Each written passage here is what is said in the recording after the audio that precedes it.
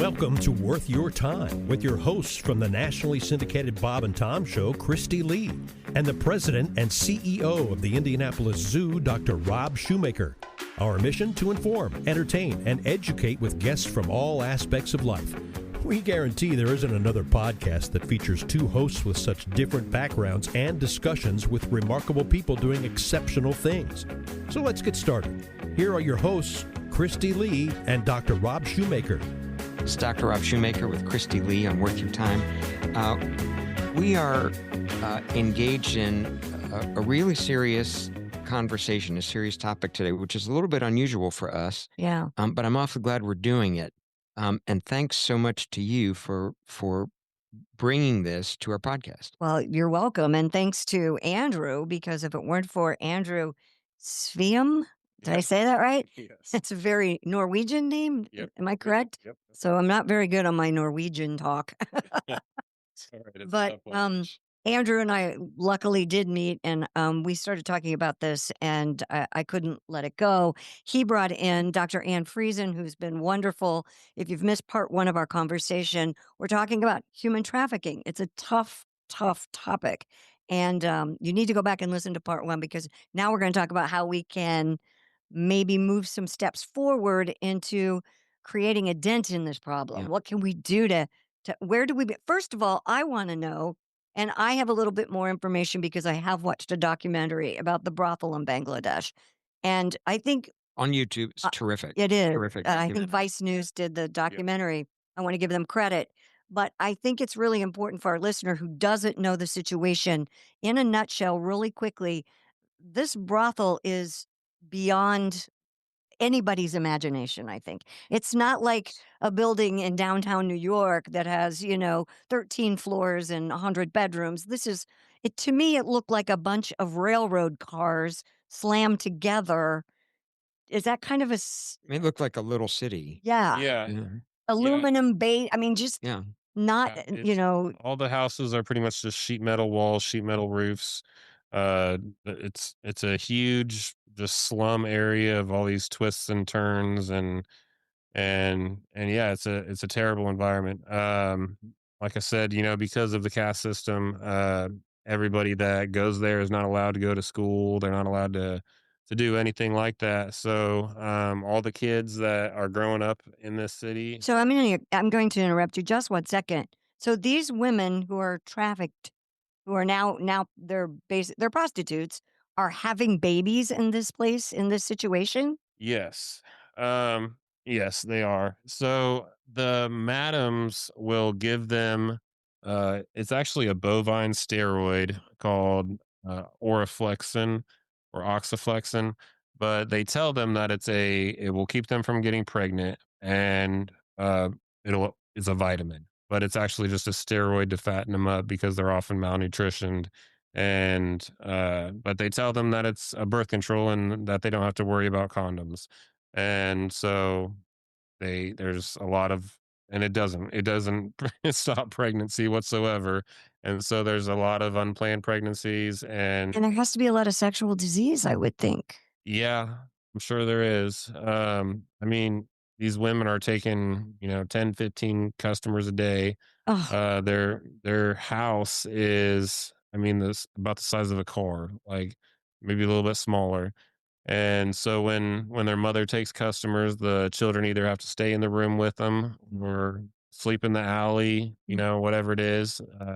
They have no toys. They have no vacation from it. It's 7 days a week, 365 days a year, and it's just a very evil, terrible place to grow up. you get the kids to come to you. I mean, does the mother allow that? Does the madam allow that to happen? We should mention in the previous episode, you have a facility, a house Right. outside of this giant brothel. Yeah, So so like we've got 2,000 people living in the brothel, something like that. yeah. There's more than that. There's More. at least 1,600 to 1,800 sex workers. So then you've got the madams, you've got all the children, you've got there's also little shopkeepers that sell, they sell drugs, but then they also sell like Cokes and chips and, whatever else the Johns that are coming there might want to buy when they're there. But then also, they sell, like the food for the sex workers that live there. So it's like a tourist town, but the tourism is sex. And And all legal, yeah, done legally. yep. It's the only Muslim country in the world where it, prostitution's legal. And yeah, it's just a terrible circumstances for everybody growing up there. But we have two buildings. So we have the House of Hope, which is a very large facility right in the brothel, and all the children come there for daily meals. They come there they get music lessons, they get schooling, and we pay for all this for all the kids. Schooling, healthcare, mental health care, just a place to be a kid. Last time I was there, I bought them just all the toys and, badminton nets and, just things for them to do fun things, to have a safe, fun place to go to. And then we've got the Mina House, which is a full-time housing program where the girls that are living there, they're sponsored right now through Children of Promise. And yeah, they get everything that they need there. But And these are girls of age to be trafficked? yes, but Have they been trafficked, or are you some of them are victims and have been victimized. But typically, most of the girls in the Mina Project are girls that were growing up in the brothel, not that were sold and right? trafficked into it. But that happens all the time too. So the type of um grooming is what the type of trafficking is called that Ann was talking about, where they lure him in online and do that. In Bangladesh, it happens a little differently. They'll become, a boyfriend, and they'll say we're going to run away together, and then they'll just take him to the brothel and sell him. Mm. Or even like cleaning services, or just like high ranking people in the community might say, I can get your daughter a job, as a live-in maid in Dhaka, but really they just take them to a brothel and sell them. And I mean, they prey on people's hope, because they go to the most poverty-stricken areas, and they talk to parents where they know that, half the time these kids may be going to sleep starving and groaning from hunger pains, and they prey on that hope that you know that they are going to give their kid a better life, and so they trick them into it, and the parents agree, and then they never talk to their kid again if they've been trafficked. And they can't get out. There no way out? I mean, can you run away? Can you Well, typically so last time I was there, I did a couple interviews with some of the women, and like one woman, she was chained to a bed Oh, and raped in submission uh until she just agreed. And I mean, they just break you, and they make you believe that if you do run, you're going to go to jail. If you do run, we're going to catch you, we're going to find you, we'll beat if they have loved ones, we'll do something to mm. them. And eventually they just kind of give in, and they just become broken. And then after years and years of abuse, they just kind of accept it, and they stop trying to get out, and they just accept it for themselves. And then all the children growing up there, before our program, like I said, they had nothing. They had no hope at all. And so they either knew that they would become a trafficking victim, themselves, like, or, tomorrow's traffickers. And so our programs are just all about, freeing as many people as we can completely from that cycle, and also breaking that cycle, that generational cycle of abuse. And yeah, we're doing a lot of amazing things. We help, hundreds of children come to the House of Hope in the Dalatia every day for meals. And then there's 55 girls right now that live full time in the Mina project. But I mean, there's so many more girls and children that need help. And Hey, Andrew, we should remind folks that your website is Freedom Rising Now, where you can go and learn more information and find ways to support the remarkable work that you're yep, doing. So, Freedom Rising Now. I have a quick question about this before we move on. Are you getting retaliation from the people running the brothel because you're trying to get these kids out? so we rent our space off of a lady that owns all of the land in Dalatia, and then all of the madams rent their properties off of her. Okay. Okay. And so we have her protection. And so the madams can't mess with us because they don't want to jeopardize their space with her. And Interesting. so, So I thought the video Christy and I mentioned that we both watched that you can find on YouTube. What would you search for to find that video on YouTube? There. Vice News, Dalatia. Vice News. And maybe you spell Dalatia for folks. Yeah, Daulatdia. So I thought it was remarkable when you mentioned kind of the cascading process here that men, young men, older men, whatever, find the women or girls and they bring them and sell them to the madam, a woman, Mm-hmm. and that's her business in the brothel. Yes. So, sorry to put it this way, but as soon as the people change hands, that's it. The guy who's doing the trafficking moves on. He's done. Yep. She's now literally shackled to this madam Yeah. and kept by force, kept by being drugged, all the things that you've mentioned in there.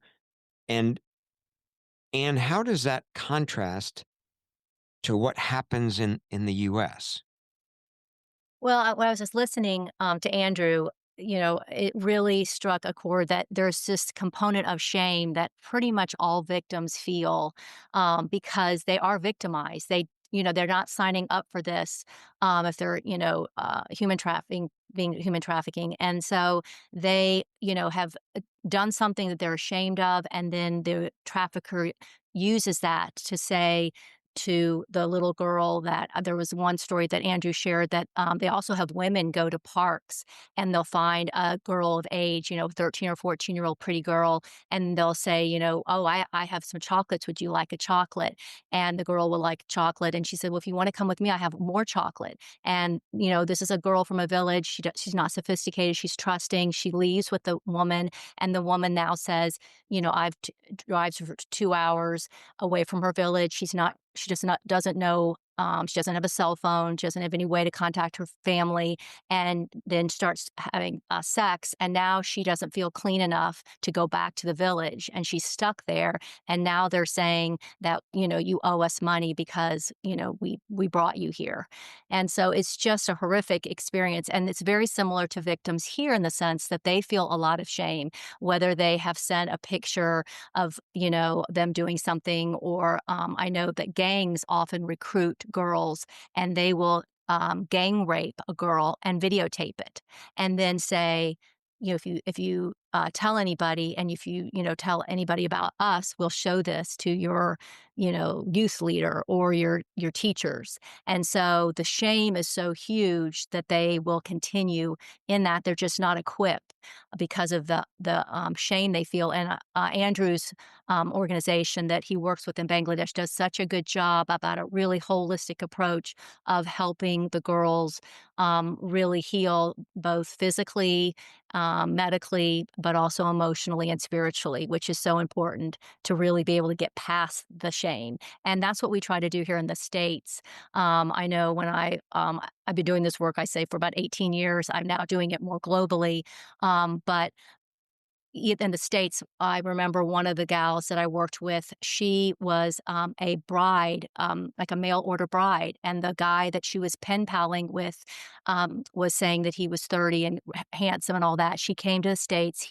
This is here in America, and he chained her to the bed or locked her in a room for 2 years. He was married to her, but he trafficked her and abused her. And he left one day with the computer open on Facebook, and she happened to have two friends that she quickly knew that was in the area in the same state. And make a long story short, they knew the organization I worked in, and they drove to rescue her. And she told them quickly when he goes off to work, and she brought them to us. And she came to us so underweight, in a fetal position, not making eye contact, shaking. And after working with her holistically and supporting her. She's now married, she has a child, she has a job, she's in a different state, and she is she is healed as much as someone can with that. So, given the proper tools and the trauma informed approach, it's amazing how people can recover. But that was an example of somebody seeing something and doing something. I don't know if you saw on the news last night there at Coney Island, New York, there was somebody that was a man that tried to kidnap a kid, and the parents saw them, and the dad chased the guy down the street. The police got involved and they arrested him. It was in the evening, but it was in Coney Island. He was plucking a kid off the street. People and other people were trying to help. In our neighborhoods, we used to have community watch where, we wouldn't let, if we saw somebody trying to break in, we'd call the police. We really need to get back to that. You see a lot of activity where you see bars on the windows all of a sudden, or you see people coming and going at night. You see shades drawn all the time. If you wonder and you think there's something that's going on, let the police know and let them investigate, because a lot of times people see things but they don't want to get involved, and you could really help rescue children, if you get involved. Yeah, remarkable. Um, I'm really compelled by what you're saying, Ann, and struck by the fact that we place such an emphasis on saying, "Don't live in fear. Don't let your kid go out. Let your kid Yeah. don't make your kid stay inside. You don't always have to be with your kid." Um, and I think that's true, but I certainly Ugh. can't argue the threats that are out there and the challenges that are out there. So again, back to parents, because kids keep coming up in the conversation as kids being the innocent ones to be trafficked. How do you find that right balance? What do you say to parents about striking that right balance with your kids? Well, I'll let Andrew speak to as well, but I think just trying to have a relationship where it's safe to talk about everything, and that they know no matter what, that you're there for them. They're unconditionally, that if they ever were a victim of something or they make a mistake, that you want to be the first person to help them, and that you're there for them. That's a huge part of it, and just being aware. And then if you have parents have intuitions, and we get so busy. Was a working mother. It's challenging, but to really take the time to get plugged in and let them know that, this is the expectation, and the phone and the technology is a privilege, and it is, with that privilege is responsibility, and we need to keep each other safe. We don't want anybody coming into the house, and so we need to be vigilant. If you start wondering if somebody's really who they say they are, or let us work together, and as a team, to try to figure it out. Andrew, do you have thoughts on that? Yeah, I would just say, talk to them as much as you can. Make sure you make sure they know that, they can tell you anything. And just, but you also, you don't want to be a helicopter mom or helicopter dad, but you also do have to, keep an eye on their social media and kind of watch what they're doing, and limit their social media, when they're, 13, 14, because that's when, groomers are going to start trying to groom you and getting you to do the bad things when you're still too young to really fully understand what's going on. And so yeah, just stay as involved as you can, and just always be aware of the dangers, because they are out there. Like, it's easy to when you don't see it, it's easy to think it's not there, but they are always there. What can we do? Where do we start? I mean, it's such a big problem. How do you change a culture? We're talking about, and this isn't just Bangladesh and the United States. This is all of Yeah. Southeast Asia, and it's a global problem. And for someone who's listening and this touches their heart and their soul, what would you recommend that they do? Well, just get involved in any way you can, and it doesn't have to be, with a program that's helping in Bangladesh. There's programs that help everywhere, and just, God blesses us all in different ways. So maybe, you can donate if God bless you with money, or you can donate your time. You can advocate. You can share posts on your social media. You can just talk about the problem. It's an uncomfortable subject to talk about, but we have to talk about it because the problem's getting bigger. I mean, every year it's getting worse and worse and worse, and Is that because of technology, social it's media? What's causing that increase? social media definitely has something to do with it because it's allowing people it's giving them more avenues to reach people, but it's also giving them more ways to sell what they're selling. And so yeah, I mean, it's definitely social media is definitely a big part of it. Um, but in places like Bangladesh, it's just there's so many areas that are extreme poverty and no protections. Like, we can call 911 whenever something goes wrong, but they don't have that luxury over there, and a lot of times they just have nobody to turn to. And so just advocating and not you know when God asks us to help our neighbor, that's not just the person right next to us, it's the person on the other side of the world too.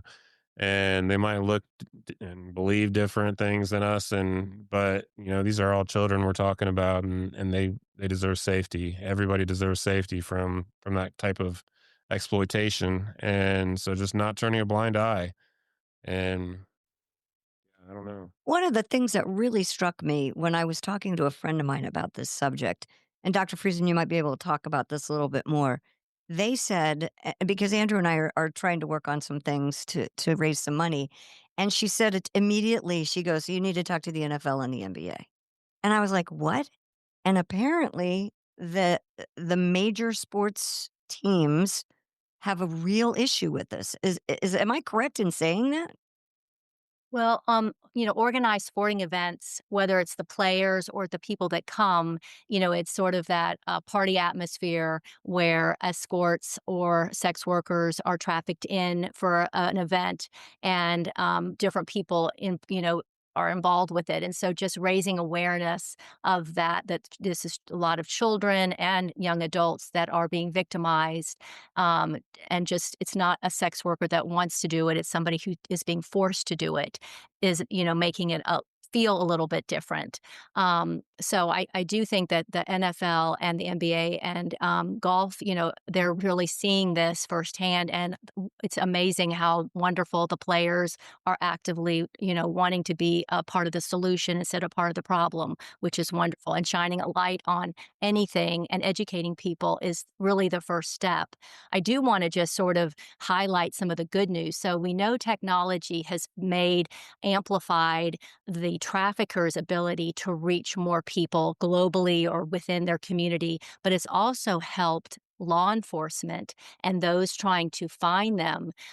They have really, the technology has come such a long way that they can now, follow them and prosecute. And I just wanted to share just it's amazing how in the last few months the focus on human trafficking and prosecution and trying to find the perpetrators, what used to be just rescue, but now we're trying to really get to the root cause. On May 7th, there was FBI did a 205 arrest sex operation, and that was almost unheard of, that amount. And then just a month later, June 23rd, Florida operation called Dragon Eye rescued dozens of critically missing children in a massive sting. Was used. And then lastly, this was just June 25th, 109 children were rescued, 244 were arrested in Operation Sotera Shield in North Texas. That is huge and really important to note. And they were used,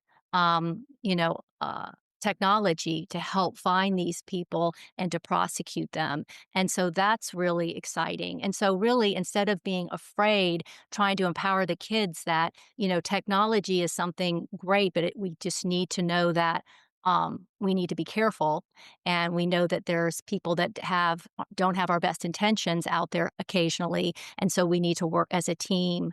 Tell your teacher, tell your friend. If you have a friend that you're worried about, talk about it because we want to keep each other safe.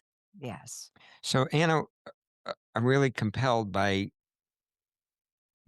all of the things that you're saying, but there's an awkward question um, that I'd like to ask. And I mean this in only the very best way for hopefully something positive to come out of it, but it sounds awkward. So you mentioned how big sporting events are hubs Right. for women that are being trafficked. Obviously, the men that are there are the consumers. Hmm. Yes. But what do you say to those men? Because I could imagine there are men who are unaware and think they're just meeting someone and don't really understand what's actually going on. There are others who may be, but this is the awkward question. I'm not embarrassed to ask it because we've talked a lot about the victims, but we haven't really talked about the consumers. So what do you say? And I know the situation would be quite different in Bangladesh where it's accepted. But Anne, what would you want a consumer to know? Well, I think that there's starting to be a more demand reduction approach where we talk to, I think having the NFL and, kind of leaders, men talking to men is very effective. Because, like you say, a lot of times people are ignorant. They're just thinking that there's no harm, it's fun, it's just an exchange, it's, two people that are agreeing to do it. But to shine a light on this is a very, you wouldn't want your daughter, no little girl grows up to want to be, trafficked. And so the conditions are horrible. Oftentimes these people are trafficked, whether they're young women or children, they're trafficked multiple times in a day. It is just terrible. And so, trying to think of could be your daughter, this could be your sister, this could be, your neighbor. This could be a little girl that your daughter or son is going to school with. And, this is not something they want to be doing, and trying to really help reduce the demand by just shining a light on how it's unacceptable and having men hold other men accountable. And I think a lot of church groups are starting to do that in lots of ways, and just, kind of calling each other out when somebody comes up with an idea when they're going to on these events and somebody says, let's do this, to really be educated and say, wait a minute, let's take a step back and let's rethink this. And But probably pretty fair, and both of you can help with the details here, but pretty fair to say everywhere except a few counties in Nevada, it's illegal. Yeah. prostitution, Yeah. yes. Yeah. So people that think they're going out looking for a good time, or well, this may be consensual, but there's money involved and so on, it's illegal. So aside from that, if you're not interested in the ethics or the morality part of it, you can land in jail. So that's a pretty good standard message to get out that no, it's not legal. No, you can't just do that because someone acts as though they're willing. Right. Fair enough?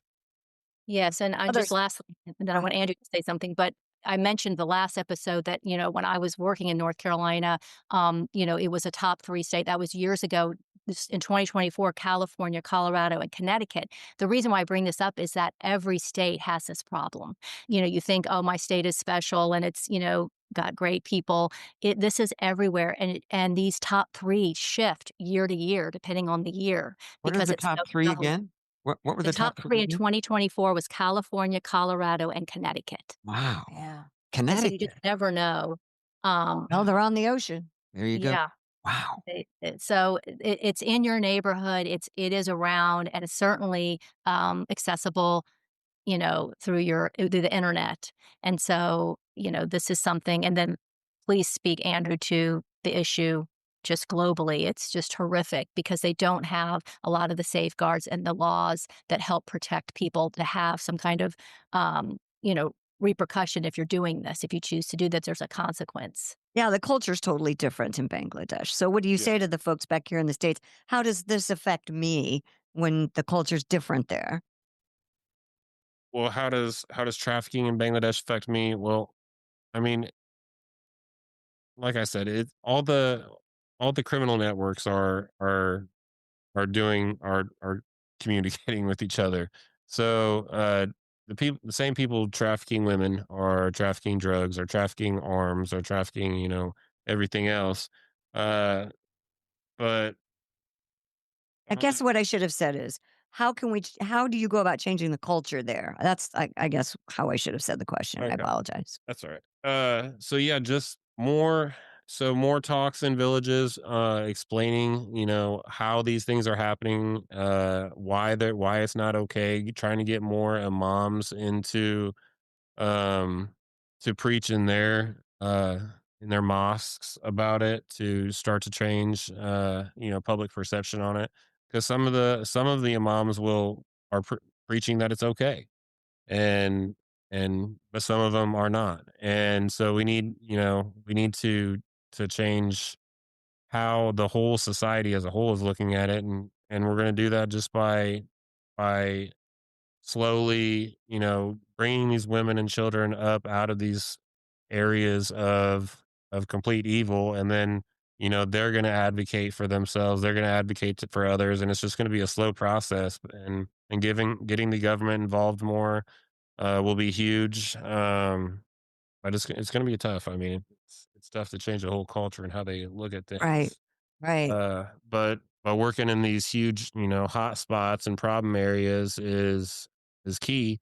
Because if we can start to get some of the worst areas better, then it'll be easier to get the other areas better too. Also, Well, that's wonderful work that you both are Incredible. doing, and we appreciate you taking the time to shine a light on a topic, like we said from the beginning, no one really wants to talk about, yeah, but it affects all of us. it Help does. us out. Help us out as we wrap up. Yeah. Um, I wanted to go back to something both of you were talking about earlier. Um, this distinction that the majority of human trafficking is related to sex in some way, Mhm. but the smaller percentage is related to labor, forced labor. So and both of you are not involved in the forced labor part necessarily, but if people want to learn more about that aspect of human trafficking, can you recommend how they can do that? Yeah, if you want to learn more about it, you can get onto my website, freedomrisingnow.org. I've created a chat bot that can answer a lot of questions about human trafficking.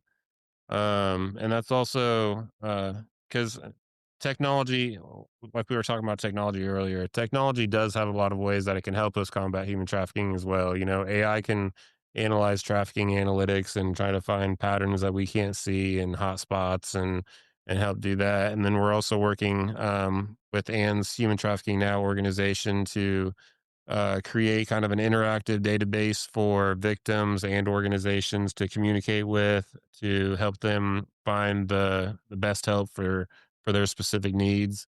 And so we are doing that. I'm sorry. And that's good. No, Hey, that's great. That's great help. Yeah. Dr. Friesen, do we have a site where people can get in touch with you or read more about you and your work?